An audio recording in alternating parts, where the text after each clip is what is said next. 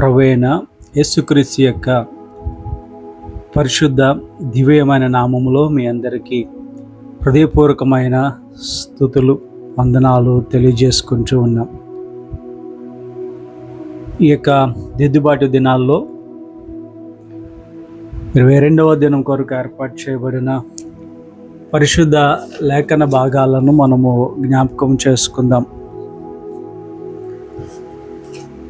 ఉత్తర పశ్చుత్తర పాఠ్యభాగముగా 34వ సంకీర్తన, ఇర్మియా గ్రంథము 38 6-12 వచనాలు, మత్తయి సువార్త 25 31-40 వచనాలు, 3 పాఠ్యభాగాలు తీసుకొని తరుణములు అనే ఒక చక్కటి అంశాన్ని దినాన్ని మనము ధ్యానించబోతూ ఉన్నాం. త్రియేక దేవుని నామములో మీ అందరికీ శుభాలు తెలియజేసుకుంటూ ఉన్నా. 3 పాఠ్య భాగాలను ఏకం చేసుకొని తరుణములు అనే అంశాన్ని మనము ధ్యానిస్తున్నాము. మన దేవుడు చేసిన కార్యములు చాలా ఆశ్చర్యంగా ఉంటాయి. ఆయన ఎన్నో ఆశ్చర్య కార్యాల ద్వారా మన జీవితాలను ముందుకు నడిపిస్తూ ఉంటున్నారు. అలాంటి సమయంలో దేవుడు మనలకు ఇచ్చిన తరుణాలను మనము ఎలాగో స్పందించాలి అన్న విషయాలు ఈ దినాన్ని వాక్య భాగంలో నుండి నేర్చుకుందాం. తరుణములు, అవకాశాలు చాలా అరుదుగా కనిపిస్తూ ఉంటాయి. అవకాశము అనేది ఒక్కసారి తలుపు తడుతూ ఉంటుంది. కానీ దారిద్ర్యము అనేది మనము తలుపు తెరిచే వరకు తడుతూనే ఉంటుంది. మన జీవితంలో దేవునికి దూరంగా వెళ్ళే అవకాశాలు ఎక్కువగా వస్తూ ఉంటాయి. అవి మనలను దేవునికి దూరంగా చేసే క్రియలు. దేవునికి సమీపంగా అవడానికి మనకి చాలా తక్కువ అవకాశాలు వస్తూ ఉంటాయి. అవి ఒక గోల్డెన్ ఛాన్స్గా మనము తీసుకొని మనకు వస్తున్న అవకాశాలను మనం ఎలాగూ సద్వినియోగం చేసుకుంటున్నాము అనే ప్రశ్న కూడా మనం వేసుకోవాలి. ప్రియ విశ్వాసి, దేవుడిచ్చే తరుణములు మనము ఖచ్చితంగా వినియోగించుకోవాలి. దేవుడిచ్చే అవకాశాలను మనం ఖచ్చితంగా వినియోగించుకోవాలి. దేవుని యొక్క సేవకుని రక్షించే అవకాశము దేవుడు సిద్కియాకి ఇచ్చారు. దేవుని యొక్క సేవకుని చెరసాలలో కాకుండా బురద గుంటలో దింపేసి అన్న ఆ విషయము ఒక షండ్రునికి తెలిసినప్పుడు రాజు దగ్గరికి వెళ్ళి రాజుగారికి ఆ విషయం తెలియజేసినప్పుడు రాజు ఒక 30 మందిని తీసుకుని వెళ్ళి అతన్ని రక్షించు అని చెప్పారు. ఆ రక్షించే సమయంలో అక్కడ ఉంటున్న బట్టలు అవన్నీ తీసుకొని దేవుని సేవకుని రక్షించడానికి బురదలో నుండి బయటికి లాగడానికి అవకాశము ఆయనకి దొరికింది. అదే మనం చూస్తూ ఉంటాం. 38వ అధ్యాయం ఇర్మియా గ్రంథము 38వ అధ్యాయము 5, 6, 7, 8 వచనాల్లో ఆ భాగాన్ని మీరు మరొక్కసారి చదివి అర్థం చేసుకోవాలని మనవి చేస్తూ ఉన్నాం.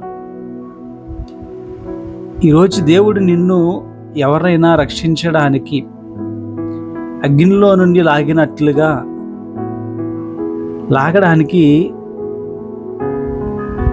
నీకు ఒక అవకాశాన్ని దేవుడు ఇస్తున్నప్పుడు నువ్వు దాన్ని వినియోగించుకుంటున్నావా?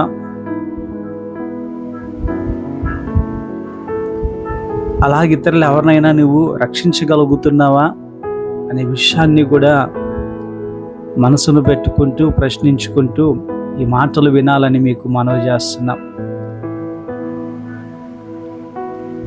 ఇతరులు రక్షించేవారిగా మనం ఉంటేనే దేవుని బిడ్డలము అనిపించుకోగలుగుతాం.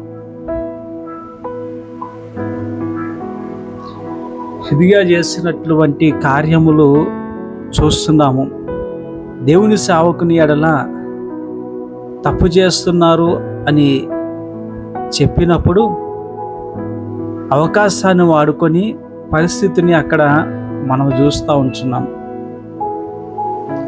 చక్కగా ఆ అవకాశాన్ని వినియోగించుకొని దేవుని సేవకుని రక్షించినట్టుగా, ఆ బురద గుంటలో నుండి పైకి తీసినట్టుగా, అవకాశాన్ని వినియోగించుకున్నట్టుగా దేవుని మాటలు మనం అక్కడ జ్ఞాపకం చేసుకుంటున్నాం. ఈ దినాలు దేవుడు మనకిస్తున్న అవకాశాలను మనం ఎట్లాగా సద్వినియోగం చేసుకుంటున్నాం? ఇతరులకి సహాయపడుతున్నామా?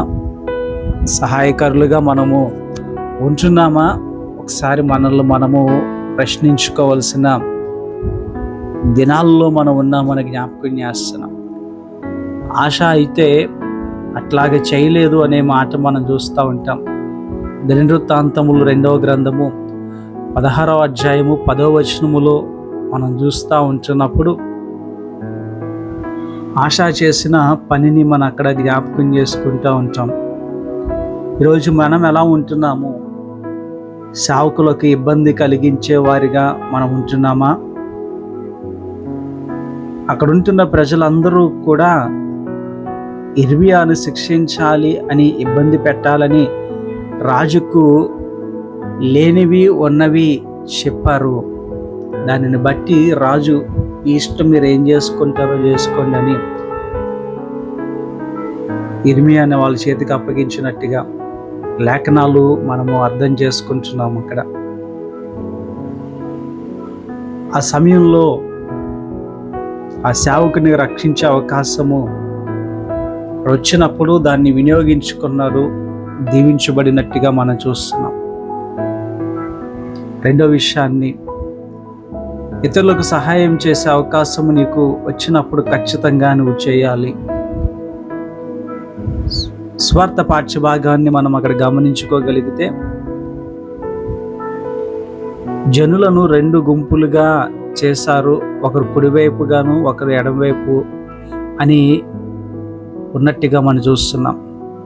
కుడివైపు ఉన్నవారు దేవుని కొరకు స్థిరపరిచిన రాజ్యములోనికి రండి అని చెప్తూ ఉన్నారు.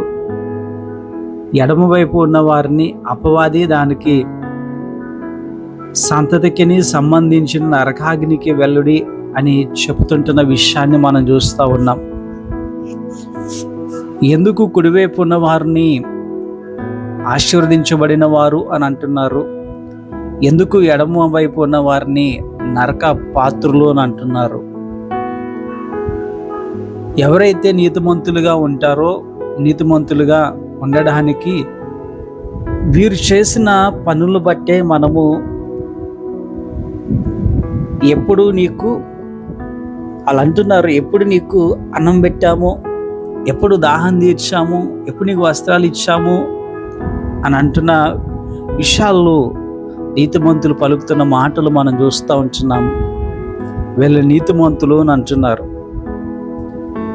కుడివైపు ఉన్న వారికి యేసయ్య ఇచ్చిన పేరేమిటి అంటే నీతిమంతులు. మత్తయి సువార్త 25వ అధ్యాయం 37 నుంచి 40 వరకు ఉన్న మాటలు మనం చూస్తే, అందుకు నీతిమంతులు, ప్రభువా, ఎప్పుడు నీవు ఆకలి కొని ఉండుట చూచి నీకు ఆహారం ఇచ్చితిమి, నీవు దప్పుకొని ఉన్నట్ట చూచి ఎప్పుడు దాహం ఇచ్చితిమి, ఎవడు పరదేశి ఉండుట చూచి నిన్ను చేర్చుకొంటిమి, దిగంబరమై ఉండుట చూచి బట్టలు ఇచ్చితిమి, ఎవడు రోగి అయి ఉండుట అయినను చెరసాలలో ఉండుట అయినను చూచి నీ వద్దకు వచ్చితిమని ఆయనని అడిగాను. అందుకు యేసుక్రీస్తు ప్రభువారు చెప్తున్నారు, మిక్కిలి అల్పులైన ఈయన సహోదరులో ఒకరికి మీరు చేసితిరి గనుక నాకు చేసితిరని నిశ్చయముగా మీతో చెప్పుచున్నానని వారితో అనెను. వీరు నీతిమంతులు, సహాయం చేస్తున్నారు. ఇతరులకు సహాయం చేసే అవకాశం వచ్చినప్పుడు చక్కగా సద్వినియోగం చేసుకొని తెలియకుండానే దేవుని చేత దీవించబడిన ప్రజలుగా వారిని చూస్తూ ఉంటున్నాం. ఎంత ఆశీర్వాదకరమైన మాట అల్పులైన వారికి, అభాగ్యులకు నీవు చేశావు అనే మాటను అక్కడ చెప్తున్నారు. పొరుగువానికి సాయం చేసే గుణము మనము కలిగి ఉండాలి. ఇది దేవుడిచ్చే గొప్ప అవకాశము. ఈ సాయం చేయగలిగిన పరిస్థితుల్లో ఉండి కూడా సాయం చేయకుండా నీవు ఉంటున్నావా? అయితే దేవుడు నిన్ను అపవాది సంబంధిగా ఎంచుచున్నారు, ఎడమవైపు ఉన్నవారిగా ఎంచుచున్నారు. పౌలు గారు అంటున్నారు ఫిలిప్పీ పత్రిక 2:4, మీలో ప్రతివాడును తన సొంత కార్యములు మాత్రమే కాక ఇతరుల కార్యములు కూడా చూడవలెను. ఎప్పుడు మనము నా అనేదే కాదు, సహోదర ప్రేమ కలిగి ఇబ్బంది పడుతున్న నీ చుట్టూ ఉంటున్న వాళ్ళకి నువ్వు చేయగలిగిన సహాయం చేసేవాడిగా నువ్వు ఉండాలి. దేవుడు అలాంటి తరుణాలు నీకు ఇస్తున్నప్పుడు వినియోగించుకోవాలి. ఇతరుల కార్యాలని నువ్వు చూడకపోతే దేవుని దగ్గరికి కంప్లైంట్ వెళుతూ ఉంటుంది. ఇతరుల సహాయం కూడా, ఇతరుల విషయాల్లో కూడా నువ్వు చూడాలి, వాళ్ళకి సాయం చేయాలి. లేకపోతే దేవుని దగ్గర కంప్లైంట్ వెళ్తుంది. ఎలా చెప్పగలుగుతున్నావు ఈ మాట అని అనొచ్చు. చూడండి, బైబిల్ దర్శి యోహాను సువార్త 5వ అధ్యాయము 6వ వచనంలో మనం చూస్తూ ఉంటున్నప్పుడు, యేసువాడు పడి ఉండేట చూచి అప్పటికి బహుకాలము నుండి ఆ స్థితిలో ఉన్నాడని ఎరిగి స్వస్థత పడగోరుచున్నావా అని అడుగగా, అక్కడ అతను చెప్తున్న మాట, ఆ రోగి, అయ్యా, నీళ్లు కదిలింపబడినప్పుడు నన్ను కోనేటిలోనికి దించుటకు నాకు ఎవడునూ లేడు గనక నేను వచ్చినంతలో మరి ఒక్కడు నాకంటే ముందుగా దిగనని ఆయనకు ఉత్తరం ఇచ్చాను. అక్కడ ఏమి చెప్తున్నాడో అనే విషయాన్ని మీకు జ్ఞాపకం చేస్తున్నాను. ఇంకా కాస్త బాగా అర్థం కావడానికి లూకాసు వార్త 18:41 మనం చూస్తే, ప్రభువు అడిగితే అతను అంటున్నాడు, నాకు సాయం చేసే వాళ్ళు ఎవరు లేరు అని కదా. యోహాను సువార్తలో చూసాం. ఇక్కడ లూకాసు వార్త 18:41 చూస్తే, వాడి దగ్గరికి వచ్చినప్పుడు ఆయన నీకేమి చేయగోరుచున్నానని అడగగా, వాడు, ప్రభా, చూపు పొందగోరుచున్నాను, చూపు పొందగోరుచున్నాను అని అనెను. ఇంకొక మాట కూడా చదువుదాం, మార్కు సువార్త 3:5, ఆయన వారి హృదయ కాఠిన్యతమును దుఃఖపడి కోపంతో వారిని కలయ చూచి తిని చేయి చాపమని ఆ మనిషితో చెప్పాను. వాడు తన చేయి చాపగా అది బాగుపడెను. ఇతరులకు సహాయంగా నీవు ఉన్నప్పుడు బహుశా నీవు మనుషులకు విరోధంగా దేవునికి మిత్రునిగా మార్చబడతావు. ఇతరులకు సహాయంగా నువ్వు ఉంటే మనుషులకు విరోధంగా ఉండొచ్చేమో కానీ దేవునికైతే మిత్రునిగా మార్చబడతావు. ఎందుకు ఈ మాటలు చెప్తున్నాను అని అంటే, యోహాను సువార్త మనం చదువుకుందాము 5, 6, 7 వచనాల్లో. అక్కడ బలహీనుడై ఉంటున్న వ్యక్తిని చూస్తూ ఉంటున్నప్పుడు అతను దేవుని కంప్లైంట్ చేస్తున్నాడు, అయ్యా, ఎందుకు ఎంతకాలం ఇక్కడ ఉన్నావు అని అంటే, నన్ను నీళ్ళలోకి తీసుకెళ్ళేవాడు ఎవడు లేడయ్యా అని అంటున్నారు. అంటే సహాయం చేసే మనుషులు ఎవ్వరూ లేరు. అదే చెప్తున్నాను కదా, ఇతరులకు సహాయం చేయకపోతే దేవునికి కంప్లైంట్ వెళ్తుంది. ఈ పక్కన ఉంటున్న వారు ఇంకా ప్రభుని ఎరగని వారు ఉండొచ్చు, అనారోగ్య పరిస్థితుల్లో ఉన్న వాళ్ళు అవ్వచ్చు, నిస్సహాయ స్థితిలో ఉన్నవారు ఉండొచ్చు. ప్రభు వాళ్ళు అడుగుతున్నప్పుడు, అయ్యా, నాకు ఎవ్వరూ సహాయం చేయట్లేదు అని అంటే, ఆ చుట్టుపక్కలలో నువ్వు ఉంటే నీ మీద కూడా కంప్లైంట్ వెళ్తుంది కదా. ఒకసారి ఆలోచించు.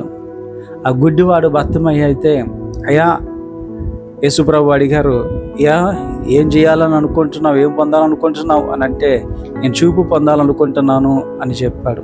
ఇక్కడ ఇతను అలాగ చెప్పలేదు, కానీ నాకు సహాయం చేసేవాడు ఎవడూ లేడయ్యా అని చెప్తా ఉన్నారు. ఇది నన్ను ఒక్కసారి అర్థం చేసుకోండి. అక్కడ ఓచి చేయగలిగిన వాడిని మార్కు సువార్తలో చూస్తే కదా, వాళ్ళందరూ యొక్క కాఠిన్యపు హృదయాన్ని చూసి దుఃఖపడి కోపపడి యేసయ్య ఆ వ్యక్తిని చేయి చాపమని చేయిని బాగు చేసినట్టుగా చూస్తున్నాం. అక్కడ అలా అంటారు, ఈ యొక్క విశ్రాంతి దినాన్ని నువ్వు ఎలా చేస్తావు అట్లాంటి కార్యాలని కదా. బాగుపడాలి అనే ఉద్దేశం నీలో ఉంటే అది ఏ రోజైనా మంచి కార్యం చేయొచ్చు. ఈ దినాన్ని నీ మనసు ఎలా ఉంది, నీ ఆలోచనలు ఎలా ఉన్నాయి, ఇతరులకు సహాయం చేసేవాడుగా ఉన్నావా? ఒకసారి నేను నీవు ఆలోచింపజేసుకో. దేవుడిస్తున్న అవకాశాలు ఇతరుల విషయంలో నువ్వు దాన్ని వినియోగించుకుంటున్నావా? సద్వినియోగం చేసుకోకుండా నష్టపోతున్నావా? జాగ్రత్త. మూడో విషయానికి జ్ఞాపకం చేస్తున్నాను. పాపముల నుండి ప్రాయశ్చిత్తం పొందడానికి దేవుడు మనకి అవకాశం ఇస్తూ ఉన్నారు. అవకాశం ఇచ్చినప్పుడు దాన్ని సద్వినియోగం చేసుకోవాలి. ఈ దిద్దుబాటు దినాలు అందుకే మూడు బారిన మన జీవితాలు, శాప భారాలతో ఉండిపోతున్న మన జీవితాలు, పాప భారంతో ముందుకెళ్ళిపోతున్న మన బ్రతుకులను, ఎండిపోయిన మన బ్రతుకులు చిగురించు అనుభవంలోకి మళ్ళీ తీసుకురావడానికి ప్రభు ఇస్తున్న ఈ గొప్ప అవకాశాన్ని సద్వినియోగం చేసుకోవాలి.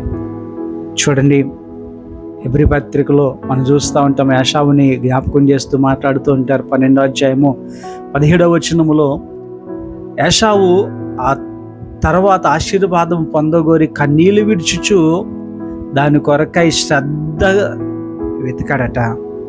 మారు మనసు పొందిన అవకాశము దొరకక విసర్జించబడిన వారుగా ఉండిపోయాడు. ఈ దినాన్ని దిద్దుబాటు దినాల్లో 22వ దినానికి వచ్చేసావు. వారు నిర్లక్ష్యంగా ఉంటున్నామేమో. దిద్దుబాటు దినాలు అయిపోయాక వెతుకుదాం అనుకుంటే మళ్ళీ అవకాశం రాదేమో. ఒకసారి గమనించు. ఒకసారి అవకాశం పోయిన తర్వాత మళ్ళీ నువ్వు ఎంత వెతికినా మళ్ళీ అది మనకి దొరకదు అని ఏశావు జీవితాన్ని నుంచి పరిశుద్ధాత్మ దేవుడి దినాన్ని మనందరినీ మరొకసారి ప్రేమతో హెచ్చరిస్తున్నారు. ప్రియ బిడ్డ, ఒకసారి ప్రభు మాటలు ఆలకించు, మనసును పెట్టు, ఆలోచించు. అపొస్తలుడైన పౌలు కొరింథీయులకు రాసిన 2వ పత్రిక 6వ అధ్యాయం 2వ వచనంలో అంటారు, అనుకూల సమయం అందే నీ మొరను ఆలకించుతుని, రక్షణ దినమందు నిన్ను ఆదుకొంటిని అని ఆయన చెప్పుచున్నాడు కదా. ఇదిగో ఇప్పుడే మిక్కిలి అనుకూలమైన సమయము, ఇదిగో ఇదే రక్షణ దినము. ఇదే రక్షణ దినము మనము దేవుణ్ణి వేడుకోవాలి. ఈ అవకాశం మరలా రాదు. దేవుడు వాక్యమును ద్వారా ఆయనకి సమీపంగా మనలకి చేర్చడానికి ఆయన ఇష్టపడతా ఉన్నారు. అందుకే అంటున్నాడు భక్తుడు 34వ సంకీర్తన 12వ చరణములో అంటున్నాడు, బ్రతకగోడు వాడు ఎవడైనా ఉన్నాడా? మేలు నొందుచు అనేక దినములు బ్రతుకువాడు ఎవడైనా ఉన్నాడా?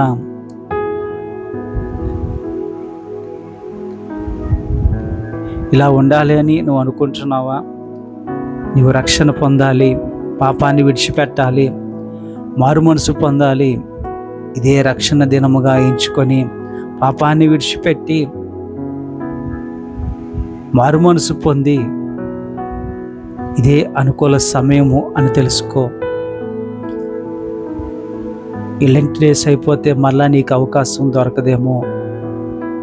దేవుడిస్తున్న అవకాశాన్ని సద్వినియోగం చేసుకో. ఇదే రక్షణ దినము, ఇదే రక్షణ దినముగా మార్చుకో.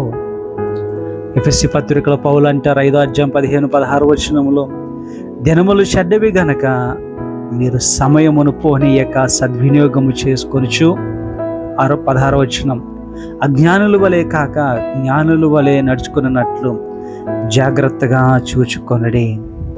మారు మనసు పొందడానికి జ్ఞానముతో ముందుకు సాగాలి. దినములు చాలా చెడ్డవిగా ఉన్నవి. అపవాది ఎవరిని మిరింగుదనా అని గర్జించే సింహం వలె వాడు తిరుగుతూ ఉన్నాడు. ఇలాంటి పరిస్థితుల్లో కూడా నీవు ఇంకా మారు మనసు పొందక, బాప్తిసము తీసుకొనక, ప్రభు యొక్క శరీర రక్తాల్లో పాలు పంచుకొనక అవకాశము లేకుండా ఉంటున్నావా? ప్రభు నీకొక అవకాశం ఇస్తున్నారు, సద్వినియోగం చేసుకో. ఇదే రక్షణ దినముగా మార్చుకో. దేవుని మందిరం ఎడల, సేవకుని ఎడల నీవు మంచిగా ఉండొచ్చు. నీ పొరుగు వారిని కూడా నీవు మంచిగా చూడొచ్చు. కానీ నీ ఎడల నీవు ఎలా ఉంటున్నావు? నిన్ను నువ్వు రక్షించుకున్నావా? నువ్వు మారు మనసు కలిగి ఉన్నావా? పాపాన్ని విడిచిపెట్టావా? పశ్చాత్తాపము కలిగిన జీవితంతో బాప్తిసమును తీసుకున్నావా? ప్రభు బలలో పాలు పంచుకుంటున్నావా? ఆత్మలో ఫలించే అనుభవాలు నీవు ఉన్నావా? ఈ ప్రశ్నలు ఒకసారి వేసుకొని ప్రభు పాదాల దగ్గరికి వెళ్ళు. జ్ఞానముతో వచ్చే ముందుకు వెళ్ళాలి. జ్ఞానంతో మనం ముందుకు వెళ్ళాలి. దేవుడిస్తున్న ఆత్మీయ జ్ఞానాన్ని అర్థం చేసుకొని ముందుకు సాగు.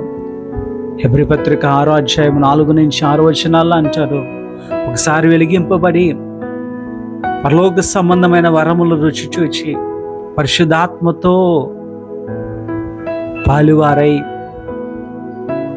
దేవుని దివ్య వాక్యము రాబో సంబంధమైన శక్తుల ప్రభావమును అనుభవించిన తర్వాత తప్పిపోయిన వారు మరలా సిలువ వేయచ్చు బహాటముగా ఆయనను అవమానపరచుచున్నారు గనుక మారు మనసు పొందుట అట్టి వారిని మరలా నూతన పరచుట అసాధ్యము. ఇలాంటిది ఎవరికి రాకూడదని ప్రార్థించండి. ఈ దినాన్ని ఇచ్చిన ఈ అవకాశాన్ని సద్వినియోగం చేసుకుందాం. లేచి ప్రార్థన చేయి. పాపాన్ని విడిచిపెట్టు. హెబ్రీ పత్రిక 10వ అధ్యాయం 26వ వచనం 27వ వచనంలో అంటారు, మనం సత్యమును గూర్చిన అనుభవ జ్ఞానము పొందిన తర్వాత బుద్ధిపూర్వకంగా పాపము చేసిన ఎడల పాపమునకు బలి ఇకను ఉండదు. కానీ జాగ్రత్తగా వినండి, న్యాయపు తీర్పునకు భయముతో ఎదురు చూచుటయు విరోధులను దహించబోవు తీక్షణమైన అగ్నియు నీకు ఉండును. దేవుడు ఇచ్చిన అవకాశాన్ని సద్వినియోగం చేసుకోవాలి. 4 విషయాలు జ్ఞాపకం చేశాను. మొదటిగా, దేవుని మందిరం ఎడల, దేవుని సేవకుని ఎడల వ్యతిరేకంగా ఉంటే దేవుడు సిద్ధికి ఇచ్చిన అవకాశం వలె నీకు అవకాశం ఇస్తున్నారు. మార్చుకునే అవకాశం దేవునికి ఇస్తున్నారు, వినియోగించుకో. రెండవది, పొరుగువాని ఎడల సహాయం చేసే అవకాశము నీకు ఇస్తున్నప్పుడు నువ్వు ఖచ్చితంగా సహాయం చేయి, దేవుడిని ఆశీర్వదిస్తారు. మూడవదిగా, మారు మనసు పొందడానికి ప్రభు ఎప్పుడైతే మనకు అవకాశం ఇస్తున్నారో ఈ అవకాశాన్ని మనము ఇప్పుడు సద్వినియోగం చేసుకోవాలి. నాలుగవదిగా,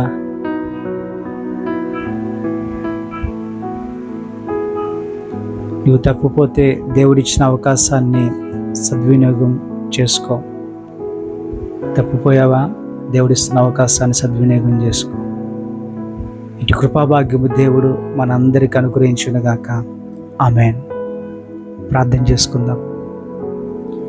మహోన్నతుడాని మహాకృపను బట్టయ్యా నీకు వందనాలు. ఈ దిద్దుబాటు దినాల్లో మరొక శ్రేష్టమైన అంశాన్ని మీరు మాకు అందించిన విధానం బట్టి వందనాలు.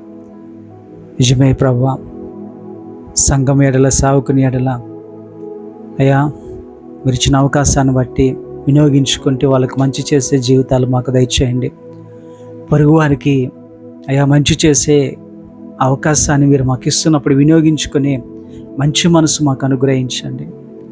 అలాగనే తప్పిపోయిన మా జీవితాలు, మారు మనసు అయ్యా తండ్రి, పాపం విడిచిపెట్టలేని మా బ్రతుకులను క్షమించి విరుస్తున్న ఈ దిద్దుబాటు దినాల్లో అవకాశాన్ని బట్టి, వాక్యాన్ని బట్టి మీరు మాతో సూటిగా మాట్లాడుతూ ఉంటుండగా వినియోగించుకొని మారు మనసు ఇదే రక్షణ దినముగా ఎంచుకొని పశ్చాత్తాపడుతూ నీలో వెలిగించబడిన జీవితాలు మేము కలిగి ఉంటూ మీరిస్తున్న ఈ తరుణముని, మీరిస్తున్న అవకాశాన్ని సద్వినియోగం చేసుకునే మనసు మా అందరికి అనుగ్రహించి నీ కృపచేపను మమ్మల్ని నడిపించి నీ బిడ్డలుగా మమ్మల్ని ఆశీర్వదించమని యేసుక్రీస్తు పరిశుద్ధ నామం అడిగి పొందుకుంటున్నాము తండ్రి.